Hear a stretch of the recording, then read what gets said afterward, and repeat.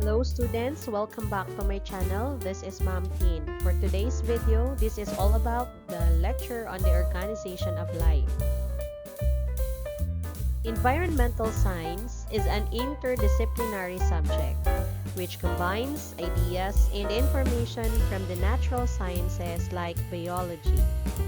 So we need to discuss about the levels of organization studied in biology. So when we say levels of organization, these are structures in nature, usually defined by part-whole relationships with things at higher levels being composed of things at the next lower level. So the typical levels of organization include, we have the atomic, the molecular, cellular, tissue, organ system, organismal, group, population, community, ecosystem, landscape, and biosphere levels. From the smallest level, we have atoms. And when we say atom, this is the smallest unit of matter that cannot be broken down into anything simpler by chemical means. Example, we have oxygen atom. And for the molecules, okay, so molecular level, so when we say molecule, this is the smallest units of most compounds formed by the chemical bonding of atoms. Example, carbohydrate molecule.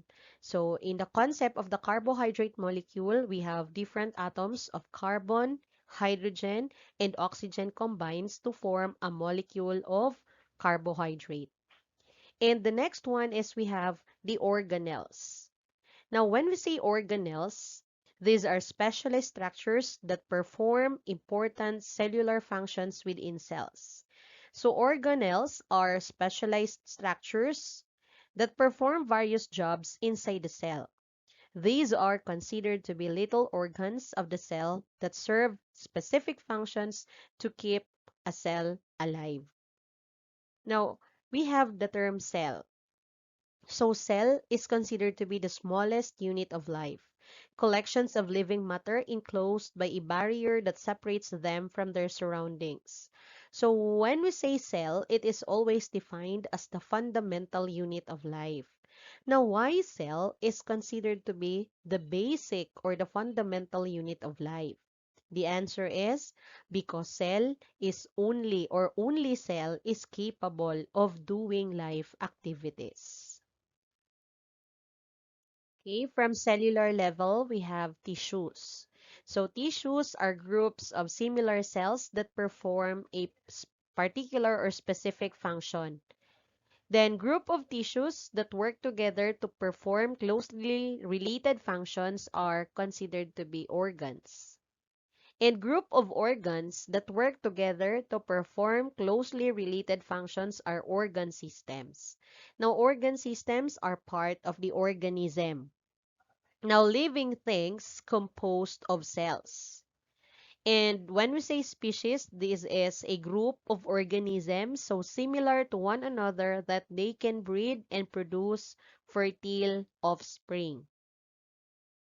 Okay, from smallest level, let's proceed to the largest level.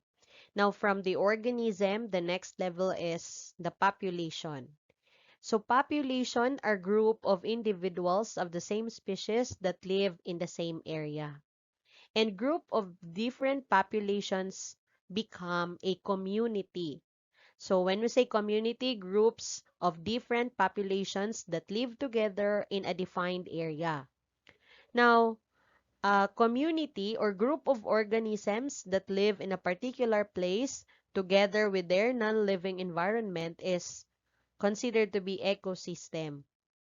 Then groups of ecosystem that have the same climate and similar dominant communities are considered to be biome, and part of the earth in which life exists, including land, water, air, and atmosphere, is the biosphere. So going back to the level of organization, so we have the atomic, from the atomic level, going to the molecular, to the cellular, to the tissue, organ, organ system, organismal, group, then going to the higher level, the population, the community, the ecosystem, the landscape or the biome, and the biosphere levels. So what are the different characteristics of life? Okay, here are the characteristics of life.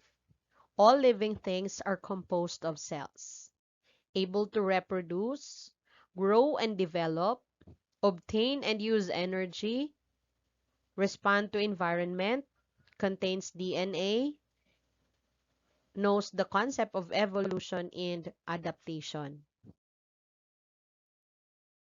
So a cell is the basic unit or the fundamental unit of life. So as what I have said, why cell is considered to be the basic unit of life? Because only cell is capable of doing life activities. Now all cells come from pre-existing cells. So an organism can be composed of a single cell or unicellular, or can be composed of many cells or multicellular. Another characteristic of life is reproduction. When we say reproduction, it is the biological process by which new individual organisms, or it is known as offspring, are produced from their parent or parents. And why an organism needs to reproduce. So, for the continuity of life. Now, reproduction can be of two types. We have asexual reproduction and sexual reproduction. So, in asexual reproduction, we have only one parent. Let's say a single parent copies its DNA and then divides or buds to produce genetically identical offspring. For the sexual reproduction, two different parent cells unite to produce the first cell of a new organism. So in short, there will be union of egg and sperm in the concept of sexual reproduction. All organisms grow and develop. Now, for the single-celled organism, like for instance bacteria, growth is mostly a simple increase in size.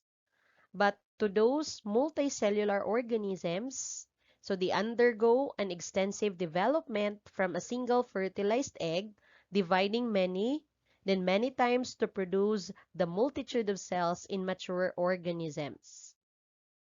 So we have here the concept differentiation. So that it is the changing of shape and structure to perform different functions. So the best example of the description of growth and development is how human beings develop, let's say, from baby to adult. So living things obtain and use energy. Now, all living things obtain energy from their environment or surroundings and use it for growth, development, reproduction, and excretion. So these processes occur at different rates. So metabolism is the chemical reactions in the body cells that change food into energy. So there are specific proteins in the body that control the chemical reactions of metabolism. So thousands of metabolic reactions happen at the same time, and all regulated by the body and to keep the cells healthy and working. So we have two types of metabolism. We have anabolism and catabolism. So when we say anabolism, this is the synthesis of complex molecules in living organisms from simpler ones together with the storage of energy. So example, we have the breakdown of proteins to amino acids. And when we say catabolism, this is the breaking of compounds into simple components. And there is a what we call release of energy. So respiration or the cellular respiration is a catabolic process as it breaks the complex molecule into simpler molecules and releases energy in the form of ATP. So living organisms respond to the environment. So organisms detect and respond to a stimulus. So when we say stimulus, it's a signal or anything in the environment that causes a response, whether internal or external. So we have two types of stimulus or stimuli. So we have the internal stimuli and we have the external stimuli. So when we say internal stimuli, these are things like blood glucose level. So low levels make you feel hungry, possibly weak, tired, and etc. And when we say external stimuli, this include we have the light, the touch, sound, heat, smell, and sight. Another characteristic of life is homeostasis. So when we say homeostasis, this is any process that living things use to actively maintain fairly stable conditions necessary for survival. So we have here an example, hibernation and estivation. So when we say hibernation, this is also known as winter sleep. So it is the state of inactivity or low metabolic process performed by the animals during winter. So the opposite of hibernation is estivation. So estivation or is also known as the summer sleep, or on the other hand, it is the low metabolic process by the animals during summer. Another characteristic of life is the presence of DNA. So DNA is the universal genetic code. So DNA stands for deoxyribonucleic acid. So it is a complex, long-chain molecule that contains the genetic blueprint for building and maintaining all living organisms. So found in nearly all cells, so DNA carries the instructions needed to create proteins and specific molecules essential to the development and functioning of the body. So DNA is a type of biomolecule known as nucleic acid, in that had a three-dimensional shape called a double helix. So a DNA is a double helix molecule. Now the shape of the DNA allows for duplication and reading or expressions of the genes it encodes.